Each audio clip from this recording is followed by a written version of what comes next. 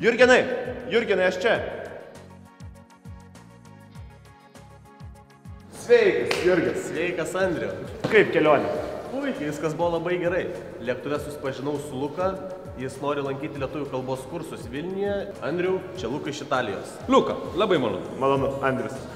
Jurgenai, gal važiuojam pas mano mamą? Ji labai nori tave pamatyti. Luka, gal važiuojam su mumis? Labai ačiū, mielai.